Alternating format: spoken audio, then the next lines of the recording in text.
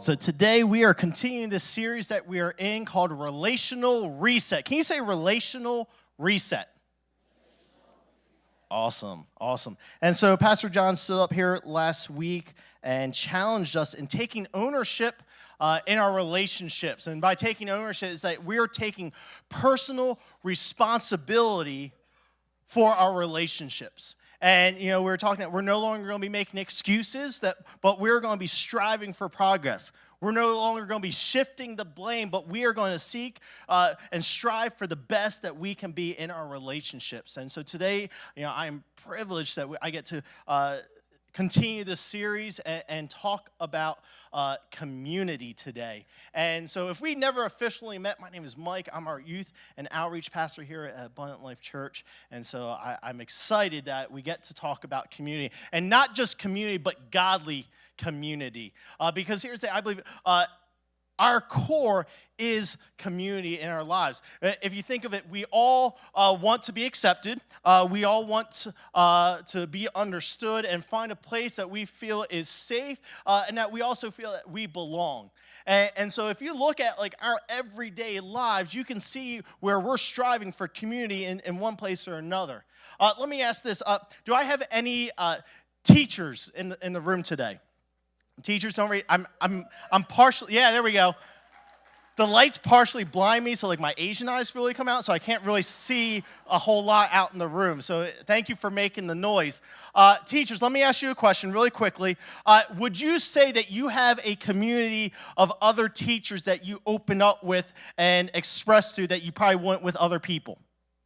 Yes, thank you. Absolutely. Okay. Are there any people that work in the medical field? Hey, same thing? Yes? I think no matter what job that we have, I'm pretty sure that we can start thinking that we have a good, close community with some of our coworkers. If you're a student today, maybe you play a sport, or maybe you're in band, or maybe you're in some kind of extracurricular activity to where you can probably say, yeah, I got a pretty good community of people that I'm constantly doing life with. And I think that the reason that we have that community is because that there is some shared experience there. And if we're completely honest today, for some of us in this room, that we will be able to say that, my community with my coworkers, or my community with my neighbors, or my community with the people that I play the sport with, we would say that we feel more comfortable opening up in our experiences with that community rather than some of the people that we're sitting in the row with today. I think the reason is because shared experiences create stronger bonds than few can. And so, I'm going to talk about teachers again. Teachers, that small group of community of other teachers that you have, it probably doesn't include the entire faculty and staff, right? Because some of the people you work with are just crazy. And I think that we can all say that in some aspect or some area, that we have a strong community with a small group of people that we consider coworkers, but it's not with everybody that works in our building or in our profession or in our school or whatever. I think the same is true for us in church. As it's intimidating or as it feels more comfortable with that small group, in church, it's a little bit intimidating or it's a little bit uncomfortable to come into a building or a building like our own and try to find people with the same shared experiences. We can almost feel like we get lost sometimes. I think that's why some people, not everybody, but I think some people, that's why you purposely plan to come into service at 10. We start service at 10:30, so you're probably coming at 10:32 or 10:33, and then just coming, sneaking in and trying to make sure nobody has to talk to me, woo, and it's right as Pastor John is closing out, and it's you're grabbing your coats and you're literally walking out. Because here's the thing, it's intimidating. Nobody likes that small talk or trying to have to build, relationships, because let's be honest, trying to establish new relationships, it's hard. For some of us it may come easy, but for other of us, it's hard, it's difficult, and it's uncomfortable. But listen, I want us to understand something. None of these communities that we have built either at work or at our school campuses or with our neighbors, I'm not going to talk today about how that they're good or bad in our lives, I want us to focus on what godly community are we building in our life right now. Because God has called us to do community to reach our purpose. And if you look through the Bible, there is multiple examples of people that have been walking in godly relationships and godly community. You know, we know the story with Jonathan, how he tended to David and helped him with his wounds and helped him prepare and helped him like when Jonathan's dad was literally pursuing them to kill them. You know, or if you look at the relationship with Ruth and Naomi, Naomi literally, you know, I don't know if you ever felt like alone or abandoned before, but this is literally how Naomi is feeling. And literally Ruth was the loyal friend that continued to stick by her side. See, at the core of who we are, we desire community because God has created us with that desire. And he's called us to do community to reach people. But if we can be honest with ourselves, we live in a culture where we have a lot of friends and we have a lot of followers, but we don't have godly relationships. We have a lot of acquaintances and a lot of people that we surround ourselves with, but if we can fully be honest, how many of those people that we surround ourselves with that we have given them permission to hold us accountable and we can still call them friends at the end of the day? God wants us to have godly community so that we can reach purpose. And if we don't have godly community, well, then today is the day where we hit the reset button and we start pursuing godly community. Maybe you're like, you know what, I have a relationship with God, and I've been coming to church, and I'm going to try to discover my gifts, and I'm trying to seek godly community. I'm going to try to seek godly relationships and godly friends. But I think once we get into it, we start godly relationships and godly community, we don't finish it. Because somehow we thought by putting the word God in front of something, it would become easy. I'm going to have a godly relationship with somebody, and it should be an easy relationship, so I don't have to put a lot of work into it. Or hey, we're all Christians, so this shouldn't be hard, right? I think we have to really kind of shift our eyes on what godly community is, because godly community is made up of godly relationships of regular people with real problems. And it bugs me that people don't go to church or they stop coming to church because they're offended by what somebody said or you know, this person does this and I don't like what that person said to me and the pastor didn't pursue me this way or the pastor called me out or, you know, they're all a bunch of hypocrites or let's be honest, whatever crap excuse that somebody comes to the church with. But if we can be honest with ourselves, the moment that you step inside of a church, the church is no longer perfect.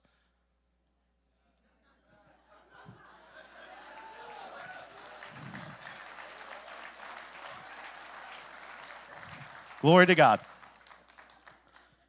Somewhere down the line that we forgot that we were born into a sinful nature. And so we have all that junk to deal with. But on top of that, we have all of our experiences and we have this culture that we're growing up in and raising our kids in. And we're constantly dealing with human nature. And so what people do is that they get out of godly relationships because they experience the humanness of people. What God is saying is, I need people who are going to commit to being in godly relationships with. It's going to get messy. It's going to get hard. It's going to mean that I'm going to have to call out your junk, and you're going to have to call out mine, or we're going to have to deal with those insecurities, and you're going to have to deal with mine. But God is asking, who's going to commit to it? Who's going to commit to godly community? See, and I want to use this analogy today that's going to, kind of explain where we're going, but I believe that godly community is like a roller coaster. Have you ever been on a roller coaster before? How many of you have loved it? Both my hands. You know, how many of you been on a roller coaster and you absolutely, hated it? Wow. You're no fun. How many of you never ridden a roller coaster before? We're going to help you. We're taking to Hershey Park tomorrow, right now. I remember this was 10, 11 years ago. I was I was helping out with the Potomac PK MK retreat, which is a retreat just for pastors' kids and mission kids to where the pastors and their spouses can send their kids for a weekend so that they can have sex. And so,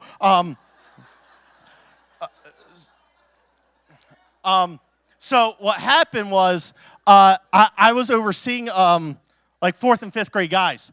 And I remember like one of the days we went up to Hershey Park. And do you know the roller coaster where it's the wooden roller coaster, but it has the 2 roller coasters that are like racing after each other? Have you been there? Okay. You know, I love roller coasters, and so I'm with these 4th and 5th grade guys, and, you know, I'm, like, asking them, like, hey, what, do you guys want to go on this roller coaster? And then, like, majority of them were like, yeah! And I had one that he didn't respond, but I was like, okay, well, you know, majority vote, you know. Stinks to be you. And so we're going on this roller coaster, and I remember it's, you know, I couldn't get in the very front, so I'm in the second one, and I had this kid next to me, and I started to remember, it's like, you know, what he was the one that didn't say that he wanted to go on the roller coaster. And so, you know, you get on, you get buckled in, and you start going up the incline, and like click, click, click, click, click, click, click, click. And I'm pumped, and I'm excited. I'm like, yeah, you know, and I look over at this kid, and I just see this. I'm like, bro, are you okay? And he like literally turns at me, is like, I've never been on a roller coaster before, with this straight up fear in his eyes. And I'm like, oh boy. And it was one of those points where you couldn't turn back because we were literally at the peak, and then it's like the drop. And I'm like, yeah, woo, woo. You know, it's like, I'm loving it. And it was like at the end of the ride, and where the kid was like this, at the beginning, it was like this. Frozen. Like, nothing coming out of his mouth, like, I didn't know if he was crying or like the wind just took it or whatnot, but he was frozen. I'm like, oh my gosh, I killed this kid. And I literally had to pry off of his hands off of the bar. He left fingerprints like inside the bar. And I'm like, I'm carrying this kid off because I'm literally thinking he's dead, you know? And like, we're on the exit ramp, and I'll never forget this. You know, like, I'm like yelling in his face, is like, are you alive? Are you okay? Say something. And next thing I know, he farts, and he chuckles, and then he goes off with his friends. And I'm like, oh, good, it was just gas. I'm like, it's like, that's the only problem. I love roller coasters, okay? And I love that story because it cracks me up every time I think of it. But I think godly community is kind of like a roller coaster. You know, it has its ups and downs. It has its twists and its turns and its unexpected, you know what. And if we can be honest today, we need to be able to pursue these godly relationships, and we have to know what the ride is going to be like. But see, if I can say this before we even get into these notes, and if you want to follow along, there are notes in the My LC app that you can follow along, in scriptures too that we'll be going through. In this journey that we're in, and in life, we want to get onto the roller coaster with people that we want to pursue godly community with. But there are some people in our lives that we shouldn't even be getting on the ride with. As in, there are people that they're not going to lead you by faith. They're going to lead you astray by their feelings. And so today, as we go through this scripture and we go through these points, I want you to begin to think, who can I be in godly community with? Or who do I need to be pursuing godly relationships with? That first step on a roller coaster, you have to be able to commit to the ride. And so here's the thing.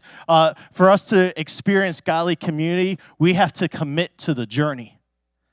We have to be able to commit to the journey. When the first thing that you do, like even the anticipation of the ride, you know, you have that excitement.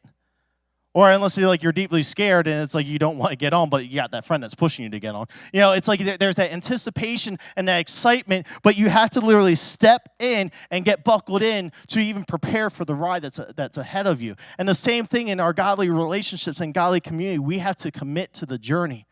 See, here at Abundant Life Church, you know, we have groups available, so you're committing to get involved in a life group, or you're committing to be involved in an interest group or a grow group, or maybe you're committing to get involved in a ministry or even serving in a ministry. But see, we don't want to push you to get connected and join these communities if you feel like you're going to flake out or jump out at any time.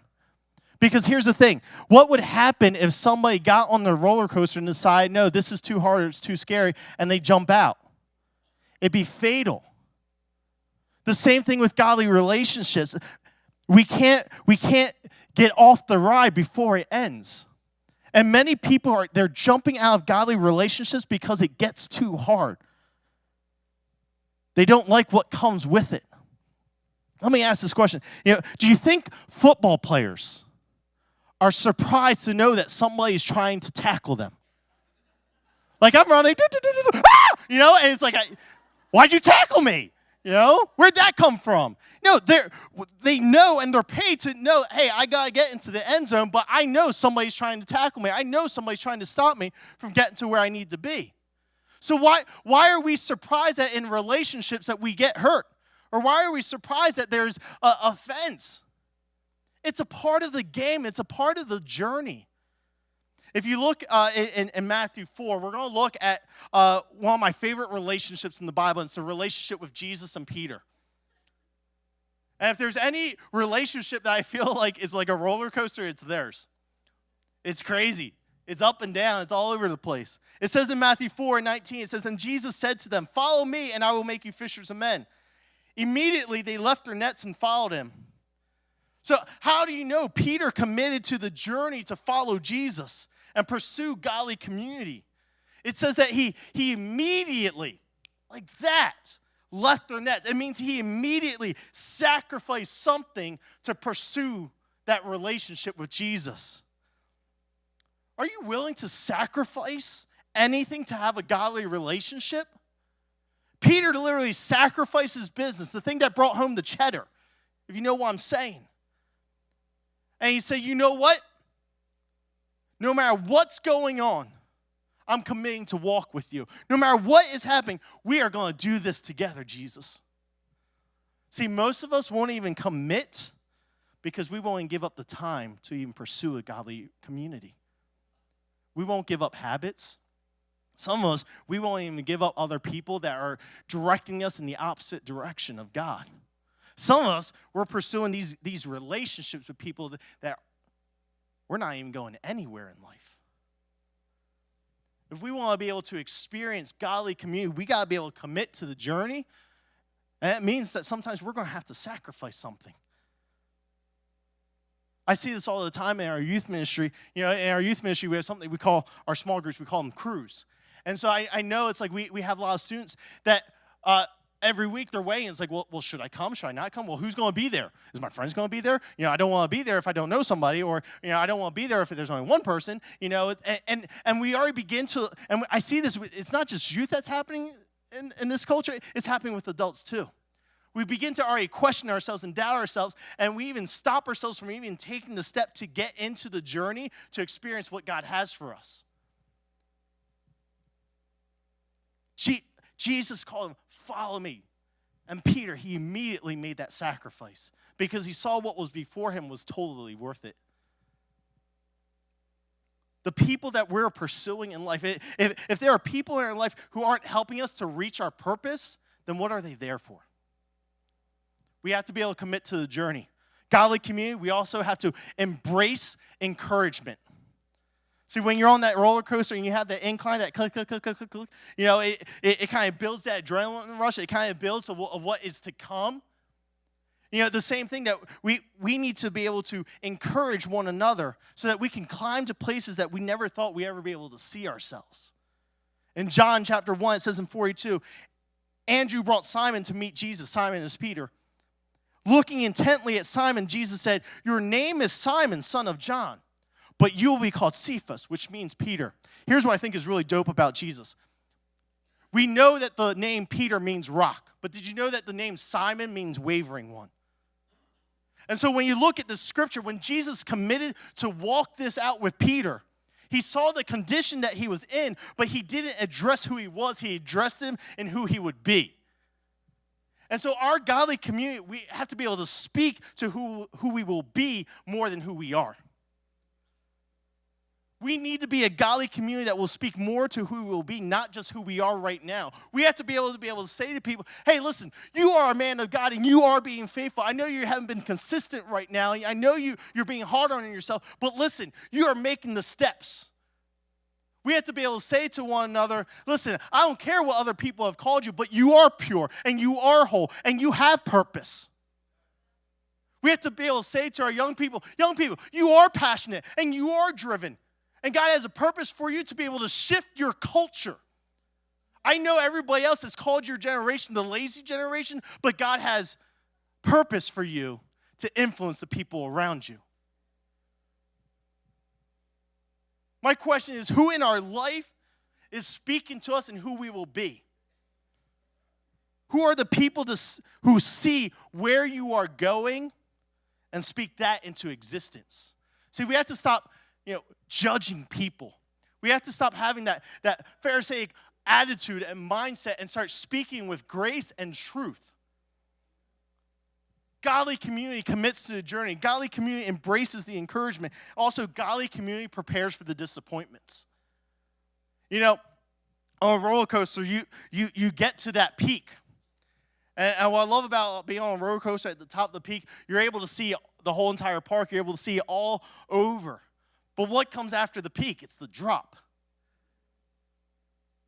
And see, a lot of times in our life and our relationships, this is the very test of that relationship, is the drop of disappointment. There are going to be things that are so disappointing in our community and in our relationships, but it's not an excuse to abort the relationship. See, with Jesus, he was in the most hardest time in his life, where he was literally fighting his holiness and his humanity. And so he's in the garden and he's asking his core three, Peter, James, and John, to say, hey, listen, I'm in so much anguish right now. He even said that Jesus said his soul is crushed to the point with death. And so he's just asking, guys, listen, I'm going to pray over here, but can you hang? Can you just be here for me? I just need to know I got people that got my back right now. And so it says in Matthew 26 that he went a little further and bowed with his face to the ground, praying, my Father, if it is possible, let this cup of suffering be taken away from me.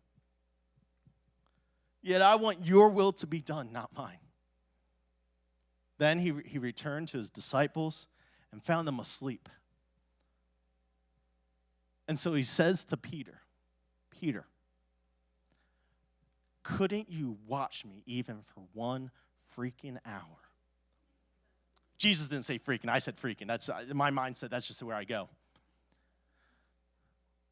Here's the thing. Jesus was disappointed. Because here's what he asked them. Here's what his expectation was. And they went to sleep. And they didn't just do this one time. They did it 3 times. If somebody disappointed me in 3 times in one night, I go, it's a bye.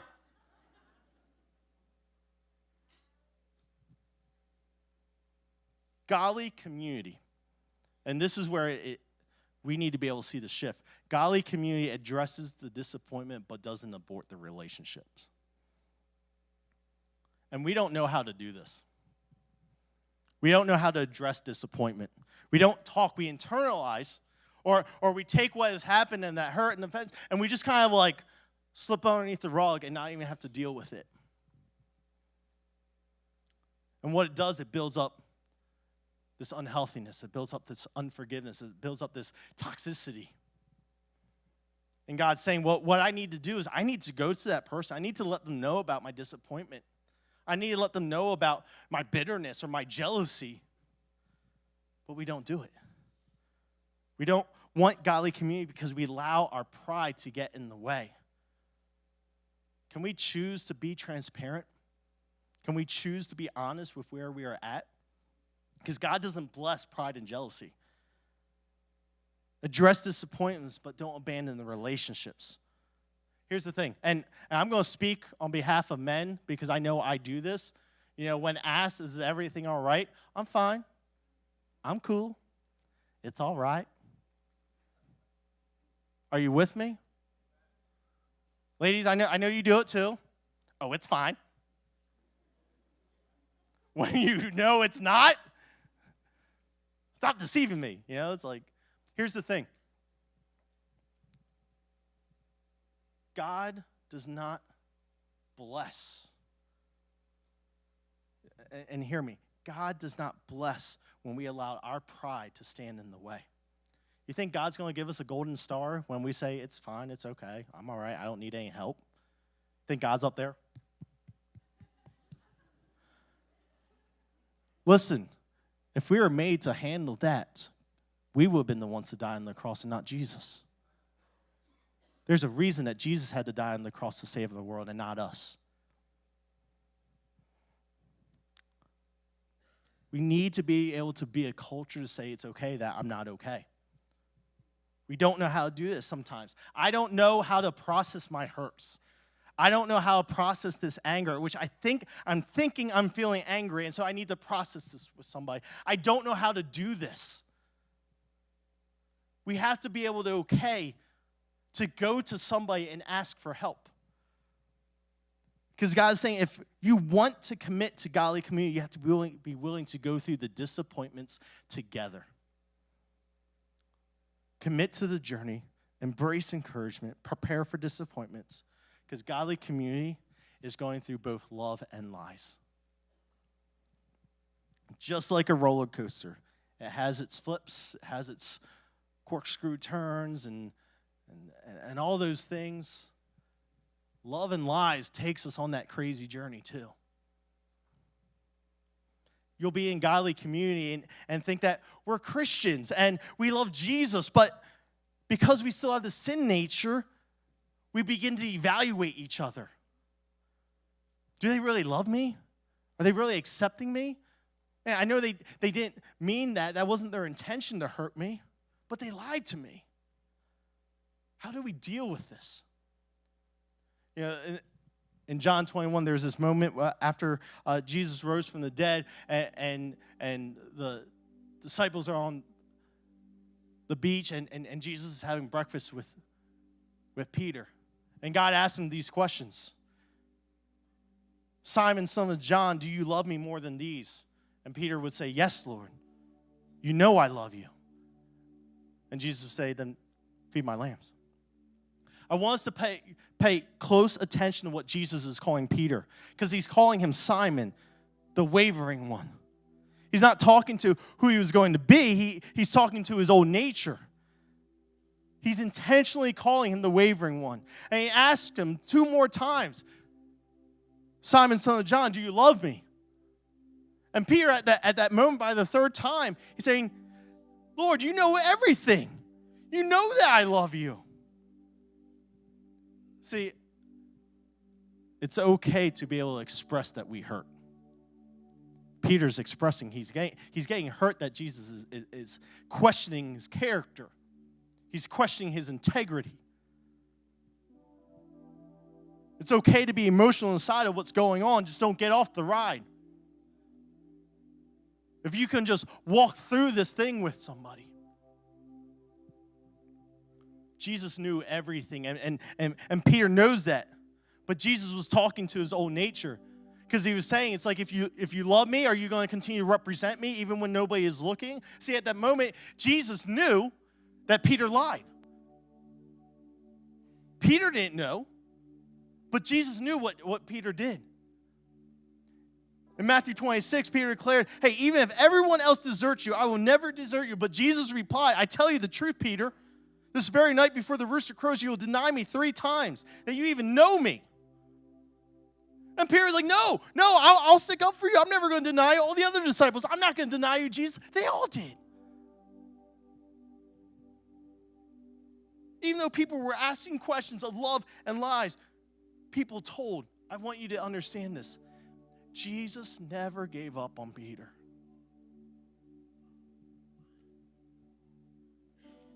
This is why we can't make this trip with just anybody.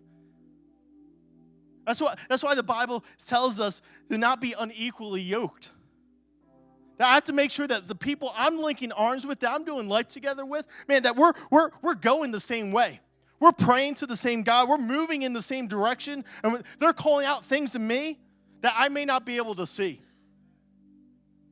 Because we are going to go through difficult things.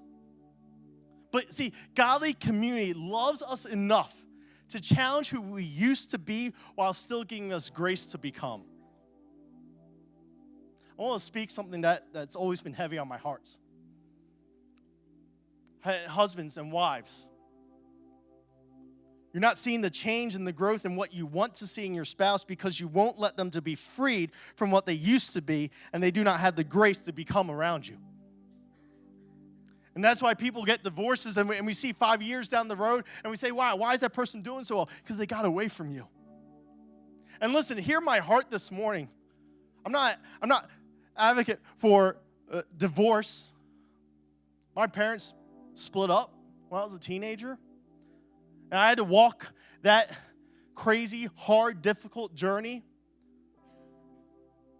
And I saw the toll that it took on my mom. And it made me have a lot of anger towards even both of them. And it wasn't right.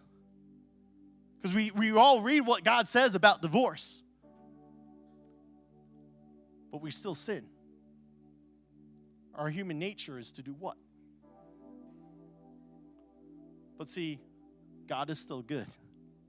And He still uses our faults and our flaws for His purpose.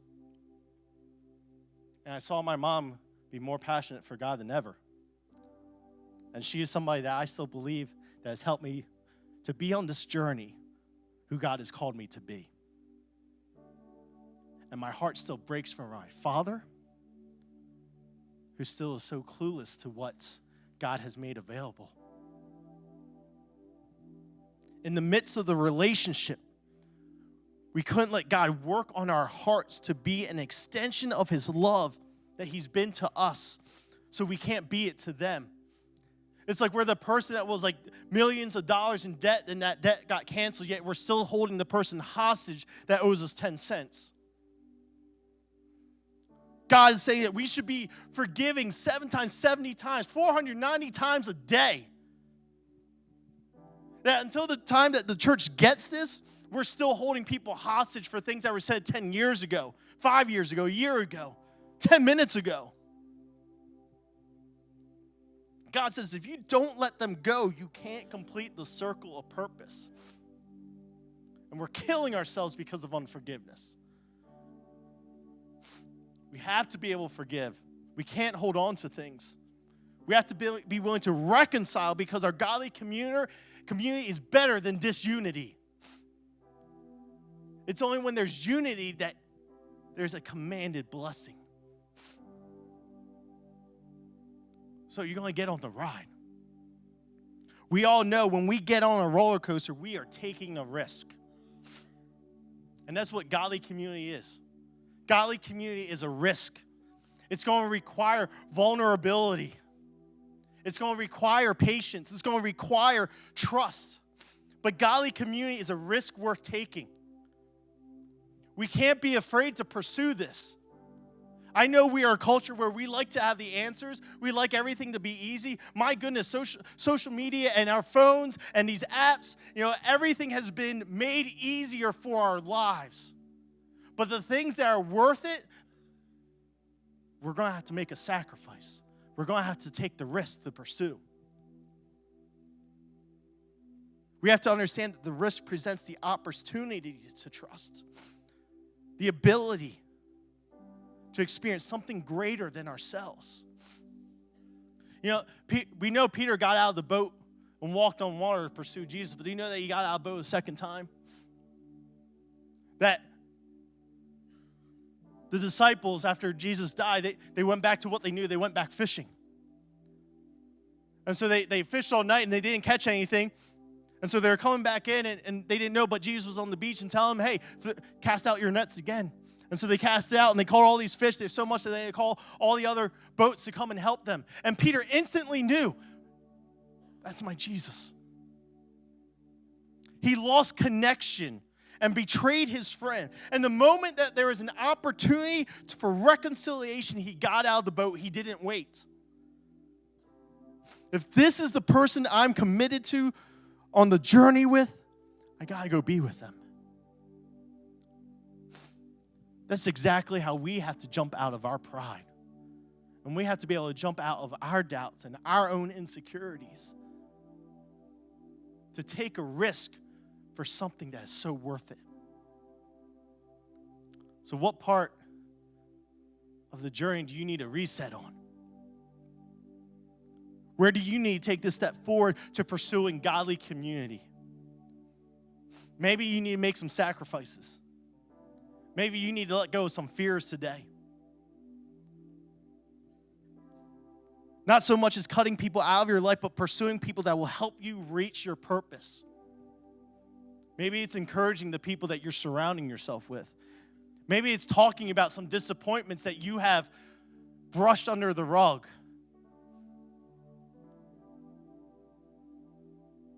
Whatever it is, take the step. Because here's the thing, if the Son of God needed to walk in community, what is your excuse? I want to pray for every person in this room. I'm going to hand it over to Pastor Ben at the Clearbrook campus to pray out for his congregation. And my prayer is that God would encourage us to seek and pursue godly community, because we're going to need courage to pursue this journey. See, the reason people don't get on roller coasters is that they did it once and they got scared. Or they heard the screams of other people on the roller coaster and it's like, nope, I'm not doing that. We hear the screams and the agony of other people in community, and it's even halted us from pursuing it. But today, I'm going to pray that God would encourage so that we would have the courage to stand and get in godly community.